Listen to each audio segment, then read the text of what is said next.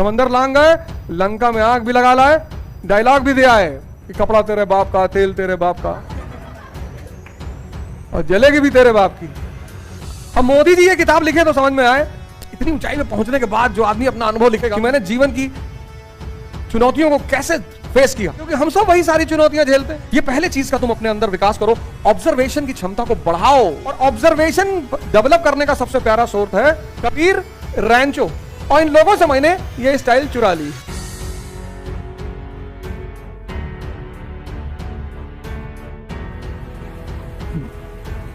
जय हिंद फ्रेंड्स।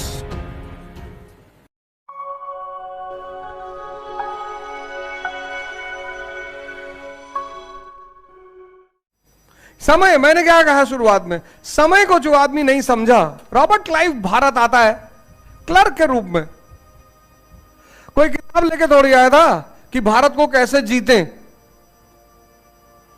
अब तो बाहर हर चीज की किताब मिलती है, जीत आपकी, बच्चा कैसे पैदा करे, बच्चे गोरे कैसे हो, हर चीज की किताब मिलती है बाहर।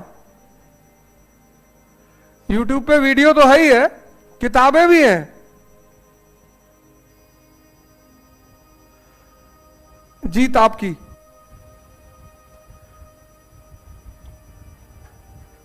अब मोदी जी ये किताब लिखे तो समझ में आए, इतनी ऊंचाई में पहुंचने के बाद जो आदमी अपना अनुभव लिखेगा कि मैंने जीवन की चुनौतियों को कैसे फेस किया। तो मैं अगर उनका इंटरव्यू लूं तो 2-4 मैं क्वेश्चन पूछूं उनसे कि सर जब समाज आप पर दबाव बना रहा था परिवार का, तब आप क्या कर रहे थे, उस चुनौती को कैसे, क्योंकि हम सब वही सारी चुनौतियां झेलते हैं। 25 के बाद शुरू, शादी नहीं हो रही है, 20-22 के बाद लड़कियों के लिए शुरू हो जाता है, और 25 के बाद लड़कियों का। और तुम्हारे मां बाप नहीं परेशान है, पड़ोसी, कि शादी कब कर रहे हो, दुबे की बेटी वो भाग गई थी, ये भी बता के जाएंगे। पता का तुम्हारे पिता का बीपी हाई हो गया। मजा आ रहा है ना लोगों को। और 25 के बाद लड़का कि अब कर लो शादी, 25 के हो गए हो, तुमको क्या पता कि सत्तू पी के दिन काट रहे, पढ़ाई चल रही, कहां कर ले।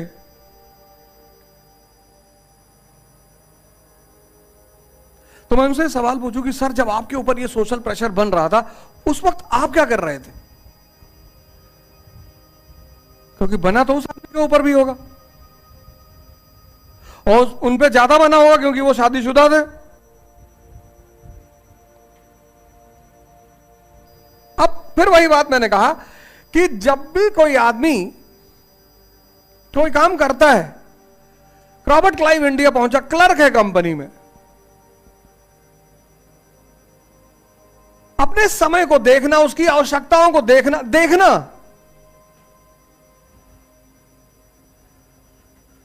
अब देखो क्लाइव को अगर तुम फॉलो कर लो तो तुम्हारा जीवन महान हो जाए। रॉबर्ट क्लाइव मॉडल, नया मॉडल है ये। इंडिया पहुंच रहा है, क्लर्क है, क्लर्क कहां, ईस्ट इंडिया कंपनी में क्लर्क है। और 1756 में 1756 कंपनी फंस गई। कहां फंस गई, कर्नाटक युद्ध में, कर्नाटक वॉर, कंपनी फंस गई। 1749 में इन्होंने मार तो दिया अनवरुद्दीन को, लेकिन अनवरुद्दीन का बेटा मोहम्मद अली तिरुचिरापल्ली के किले में बैठ गया। उसने कहा मैं नया दावेदार। फ्रांसीसी और ड्यूप्ले की उपलब्धि अपने पर चरम पे। ईस्ट इंडिया कंपनी परेशान कि क्या करें क्या करें क्या करें। तब क्लाइव बना संकट मोचक। उसने कंपनी से कहा कि सरकार एक खेल हम भी खेल ले, एक बार हमको उतार दो वन डाउन, देखो कैसे मार के आ रहे हैं। बोले जाओ खेलोगे, हाँ बोले साहब खेलेंगे। बोले जाओ।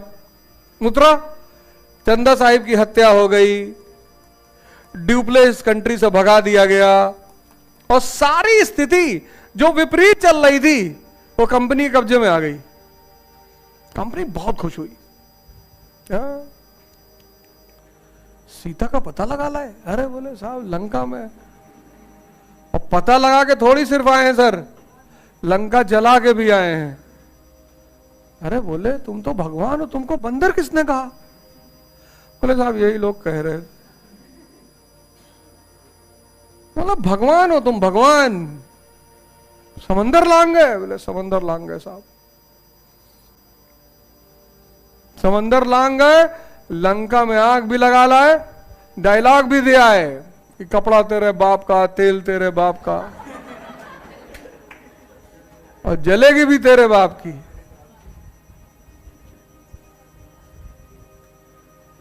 रिवॉर्ड मिला, रिवॉर्ड, तुरंत तोहफा मिला। अब जैसे ही इसने कंपनी को एक संकट से निकाला, तुम देखो अगर तुम्हारे घर में कोई चुनौती आती है, तुम घर को चुनौती से निकाल लेते हो, तो जब दोबारा चुनौती आएगी घर वाले तुरंत तुम्हारी तरफ देखेंगे कि भैया गुड्डू भाग गए। अब इसने कंपनी को एक चुनौती से निकाला, दूसरी चुनौती 1756 में फिर पैदा हो गई। फोर्ट विलियम, सिराजुद्दौला का कब्जा, फोर्ट विलियम पे सिराजुद्दौला का कब्जा, दूसरी चुनौती। फोर्ट विलियम पर सिराजुद्दौला का कब्जा, सिराजुद्दौला का कब्जा। कंपनी ने कहा बाबू अब कंपनी को पता है ऐसे तो जाएगा नहीं, अब तो रेटिंग बढ़ गई, अच्छा खेल रहा है। कंपनी ने इसको तुरंत बना दिया गवर्नर ऑफ फोर्ट विलियम। बोले ऐसे थोड़ी जाओगे तुम, गवर्नर बन के जाओगे। एक तो करेला ऊपर से नीम चढ़ा, एक तो खिलाड़ी ऊपर से कप्तान। महेंद्र सिंह धोनी अब और मारेगा आगे बढ़ बढ़ के। कलकत्ता पहुंचा, कलकत्ता पहुंचा, सबसे पहला कांड किया, मानिक चंद से कलकत्ता वापस ले लिया। मानिक चंद को खूब पैसा खिलाया। मानिक चंद से कलकत्ता ले लिया पैसा देके। तुरंत विभीषण खोजना शुरू किया कि निकालो विभीषणों को।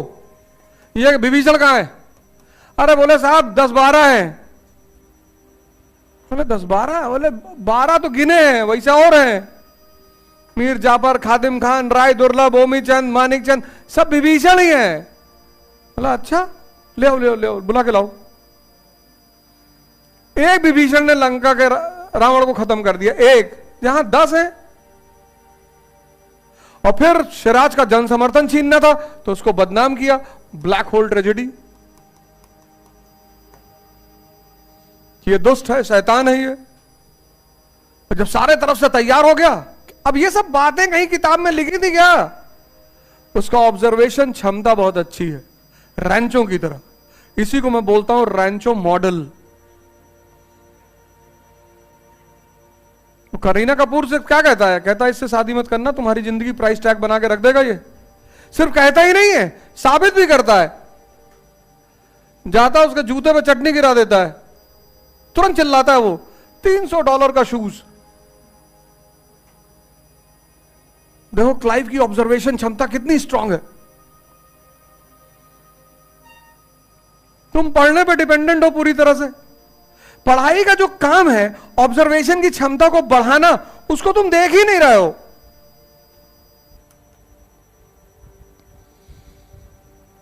तुमको तैयारी का मतलब ही नहीं समझ में आ रहा है। पढ़े जा रहे हो, पढ़े जा रहे हो, पढ़े जा रहे हो। पढ़ाई क्या करेगी? तुम्हारे ऑब्जर्वेशन की क्षमता को बढ़ाएगी। यह पढ़ाई का मूल उद्देश्य है। उस क्षमता को बढ़ने से रैंचो के पास है परेशानी नहीं है, क्योंकि जो पढ़ लेता है वो यहां चित्र बन जाता है, हजम हो जाता है, इसलिए वो परेशानी नहीं और टॉप कर रहा है। राजू के साथ ऐसा नहीं हो रहा, राजू फरहान के साथ ऐसा नहीं हो रहा है। चतुर्लिंगम रट ले रहा है दूसरों को डिस्टर्ब करके, दूसरे कमरे में किताब डाल देता है उल्टी सीधी एग्जाम के टाइम पे। जो पुराना रटे थे वो भी खत्म हो गया उनका।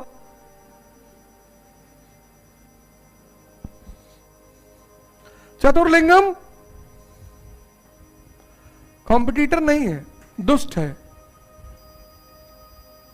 उसको लगता है कि जैसे मैं रट ले रहा हूं ऐसे और लोगों ने भी रटा होगा, इनको भुलवा दो, किताब डाल दिया। अब सुबह एग्जाम है, रात में किताब देख रहे हैं, थ्योरम निकल गया दिमाग से। ऑब्जर्वेशन,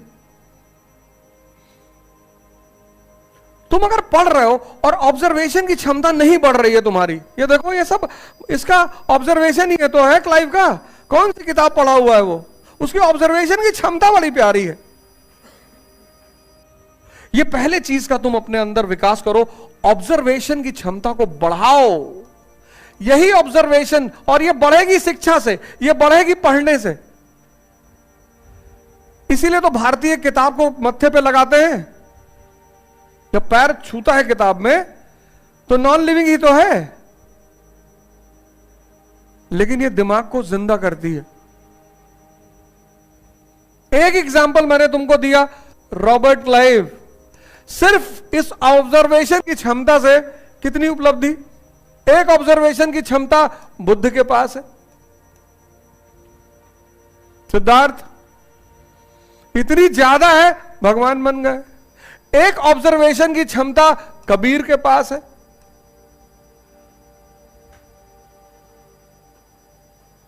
मैं तुमको हजारों एग्जाम्पल दे सकता हूं कि ऑब्जर्वेशन की क्षमता ने व्यक्ति को महान बना दिया। और ऑब्जर्वेशन डेवलप करने का सबसे प्यारा सोर्स है एजुकेशन, पढ़ाई।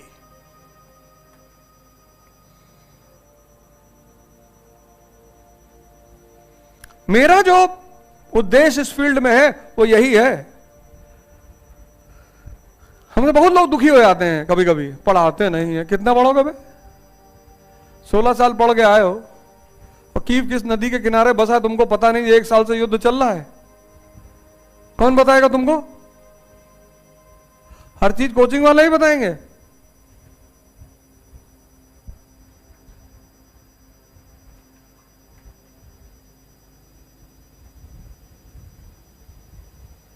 ऐसा मैं कह सकता हूं।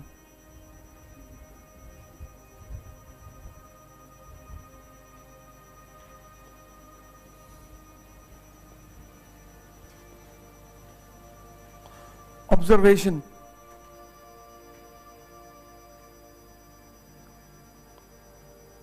ये शिक्षा का मूल उद्देश्य है। तुम भी रंजों की तरफ फ्री रहोगे, तैयारी चलती रहेगी लेकिन मुक्त रहोगे, क्योंकि जो भी पढ़ोगे उसकी पिक्चराइजेशन हो जाएगी। रट क्यों रहे हो यार?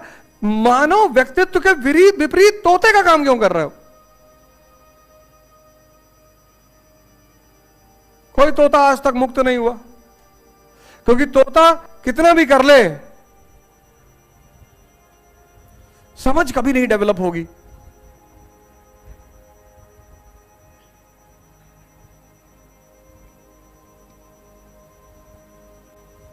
दूसरी चीज, कबीर की जो आदत है दर्शन को पढ़ाने की, सिंप्लीफिकेशन ऑफ कॉन्सेप्ट। तुम क्या करते हो? Simplification of concept.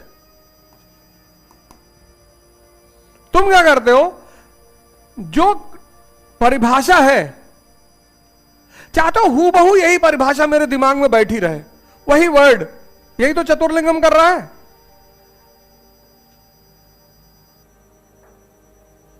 तुमसे किसी ने पूछा न्यूटन का तीसरा नियम क्या है, तुम तुरंत भागने लगे। The body at rest will be at rest, the body in motion will be in motion until and unless any external force is applied on it. अगल बगल वाले गायब हो गए। क्या बोल रहा था? और तुमने डेमो दे दिया कि साहब ये हाँ खड़ी है, बोले हाँ खड़ी है। बोले अब ताकत अगर बाहर से लगा दे तो हिलेगी, बोले हिल रही है।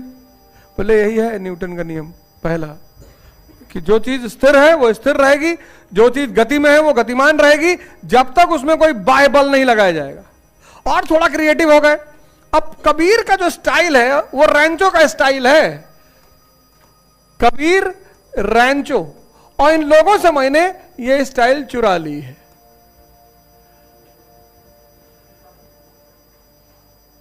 सिंप्लीफिकेशन, सिंप्लीफाई कर दो। शंकर इतना बड़ा सिद्धांत समझा रहे हैं, माया, अविद्या, फलाना धमाका। शंकर की फिलॉसफी पढ़ाओ गांव में जाके, लाठी लेके दौड़ा ले तुमको सब।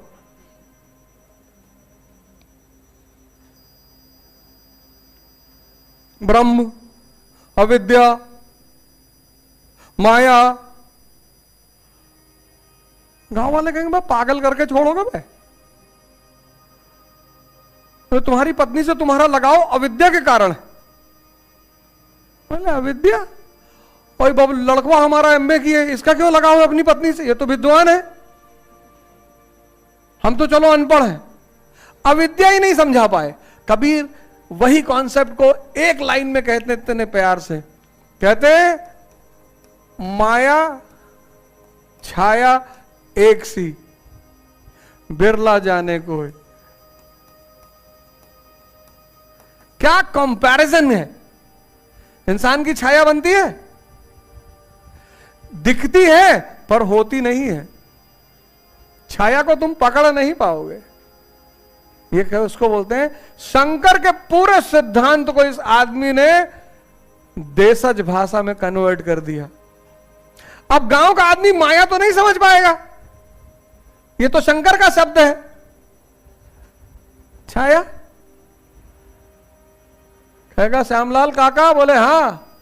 बोले तुम्हारी छाया तो बनती है। बोले बनती है, पहले पकड़ के दिखाओ।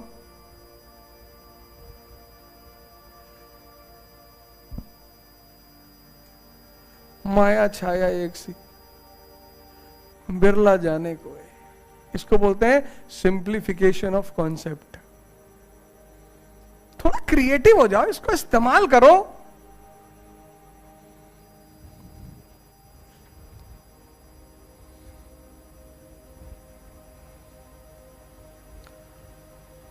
इतना रखे हो, इतना बड़ा,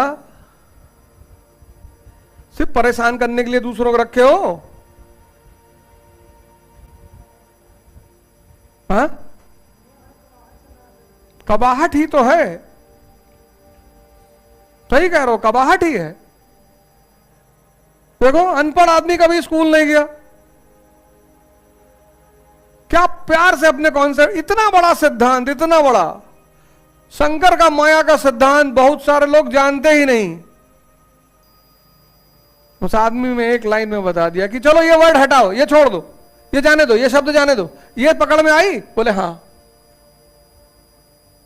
माया छाया एक सी, बिरला जाने को है। होती दोनों है, दिखती दोनों है, पर होती नहीं है। यही रेंचो कर रहा है जब मशीन की डिफिनेशन दे रहा है। अब चतुर्लिंगम क्या कर रहा है? परिभाषा बता रहा है। यही तो रेंचो कर रहा है, सिंप्लीफिकेशन ऑफ कॉन्सेप्ट।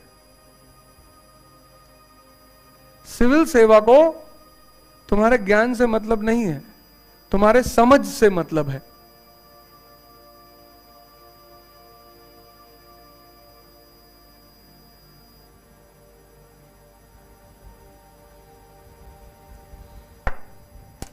इसको करो। क्लाइव को ऐसे पढ़ो जैसे मैंने अभी तुम्हें बताया। क्लाइव क्या है? एक शब्द में तुम रॉबर्ट क्लाइव को याद कर सकते हो। क्लाइव क्या है? संकट मोचक। किसका? ईस्ट इंडिया कंपनी का। पहली बार किस संकट से निकाला? कर्नाटिक संकट से। दूसरी बात किस संकट से निकाला? फोर्ट विलियम संकट से।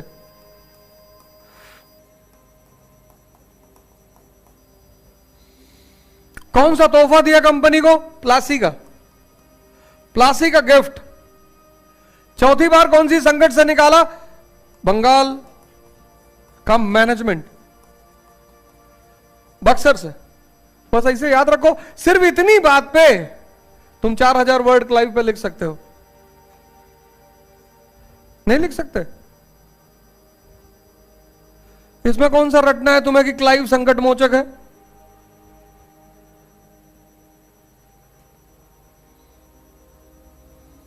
इसमें कहां रटना है?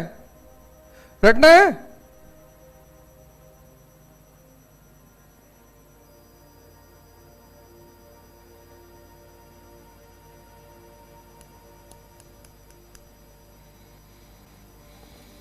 नहीं चलेगा बाबूजी काम, पुराने ढर्रे पे काम नहीं चलेगा। अभी तो ये द्विज प्रोग्राम कुछ लोगों को पता चला,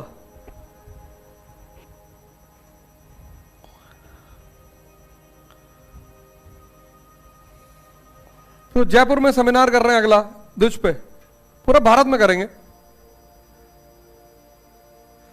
सेंटर इलाहाबाद बहुत शानदार जगह है ना, रहना सस्ता, खाना सस्ता, पढ़ाई का माहौल है, यूनिवर्सिटी है, लाइब्रेरीज हैं, किताबें हैं, और आज भी इलाहाबाद की गरिमा है, लोग आना चाहते हैं। जब दिल्ली और इलाहाबाद के बीच टसर होती है तो मिडिल क्लास कहता कि नहीं, इलाहाबाद बेस्ट है।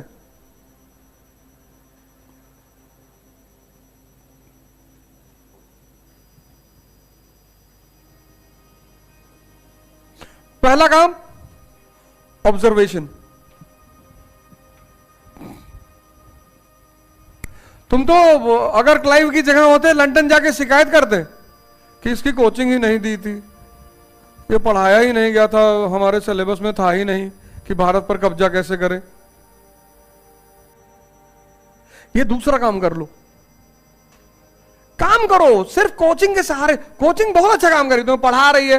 कोचिंग का सबसे बड़ा काम है ये है कि 3 घंटा पर डे, पूरा सिलेबस 90 घंटा पर महीना, और 10 महीने में 900 घंटा। तुम्हारा वो जो सिलेबस है उसको टुकड़े टुकड़े में तुमको पूरा करा दे रही है और डिसिप्लिन बनवा दे रही है, तो हेल्प तो कर ही रही है ना। लेकिन तुम क्या कर रहे हो पलटकर? ये दूसरा काम कर लो, सिंप्लीफिकेशन ऑफ कॉन्सेप्ट्स। तीसरा कबीर का काम क्या है और रेंचो का काम क्या है? Application of concept. एप्लीकेशन, जो सीख रहे हो उसको लगाओगे भी तो जीवन में।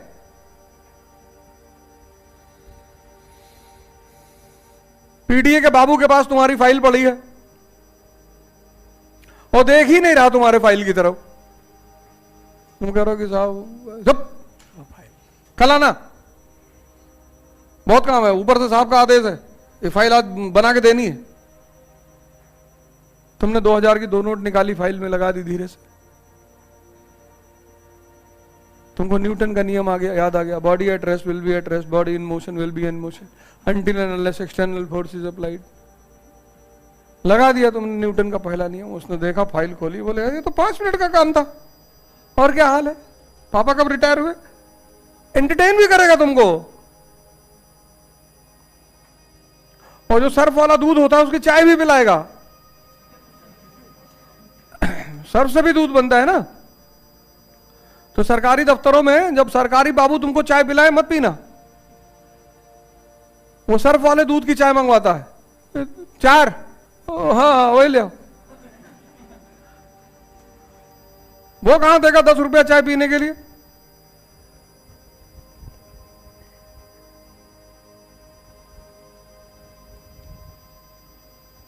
₹1 में जहर नहीं मिलता, अब चाय कहां से मिलेगी?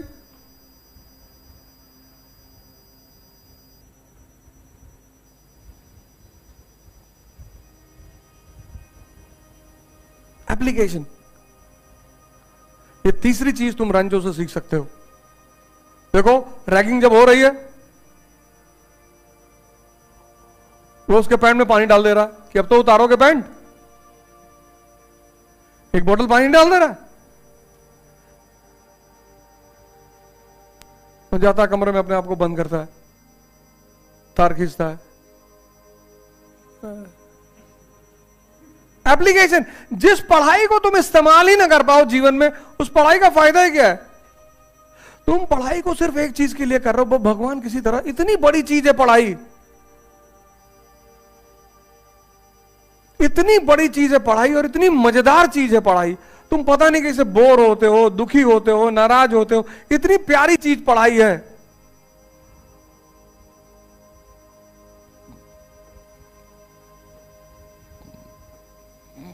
और जिस दिन सिंप्लीफिकेशन, ऑब्जर्वेशन, एप्लीकेशन आ गया तुम्हारे पास, उस दिन चौथी चीज रैंचो की तुम्हारे पास भी आ जाएगी, पर्सनालिटी। किसी भी परिस्थिति को कैसे झेला जाता है रैंचो। फिर वो शादी episode, marriage episode. Kareena Kapoor कहती कि आप समझाते बहुत अच्छा है, मेरे पापा को समझा देंगे? कहता बिल्कुल समझाएंगे। कहता बस आपके पीछे खड़े हैं। तीनों पलटते हैं, डीन खड़ा है।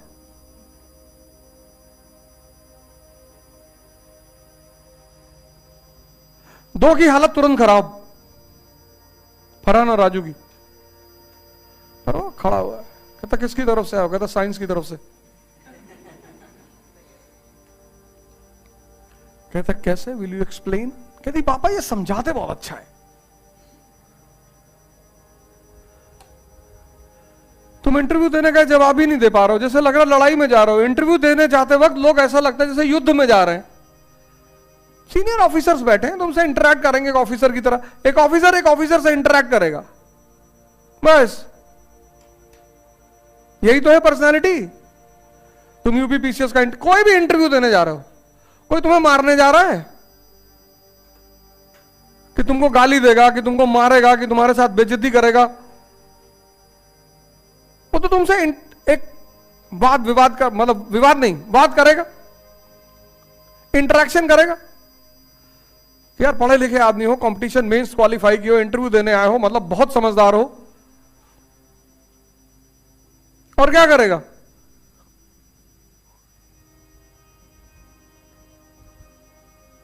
Application of concept.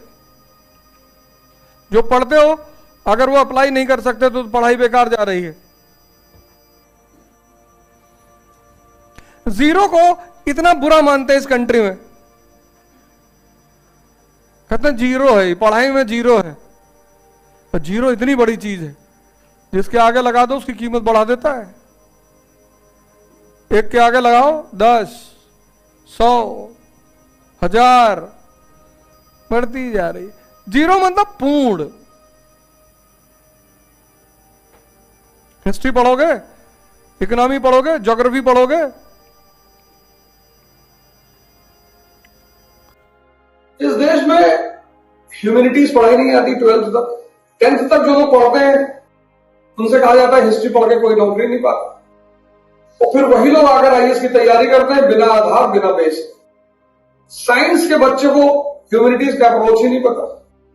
तो कुल मिलाकर जब आप ग्रेजुएशन के बाद तैयारी करने जाते हैं तो 2 लाख रुपए फीस का शुद्ध नुकसान होता है बिना बेस। श्री यथार्थ 18 मई से एनसीईआरटी कोर्स शुरू करने जा रही है। 4:30 बजे से लेकर 6:30 बजे शाम। 12 से 15 महीने में आपका पूरा बेसिक्स क्लियर कर दिया है। जितने भी लोग 12th कर चुके हैं उनके लिए तो बहुत अच्छा अवसर है। 12th के बाद जो ग्रेजुएशन फर्स्ट 12 कर चुके हैं, ग्रेजुएशन फर्स्ट ईयर में है, सेकेंड ईयर में, थर्ड ईयर में, उनके लिए बहुत अच्छा अवसर है, बहुत बेहतरीन अवसर है उनके लिए। यहां आकर 4:30 से 6:30 में एनसीईआरटी के इस कोर्स को ज्वाइन करें। और सबसे अच्छी बात क्या है, आपका 12 से 15 महीने के बीच में पूरी एनसीईआरटी कराई जाएगी, जिससे कि जब आप जीएसटी कोचिंग ज्वाइन करें तो आपको यह ना पूछना रहे कि इकोनॉमी क्यों पढ़नी चाहिए, हिस्ट्री क्यों पढ़नी चाहिए, ज्योग्राफी क्यों पढ़नी चाहिए। और इस कार्यक्रम को मैं खुद लीड कर रहा हूं, मेरे नेतृत्व में यह कार्यक्रम चलेगा यहां पर श्री यथार्थ 4:30 बजे से 6:30। Thank you.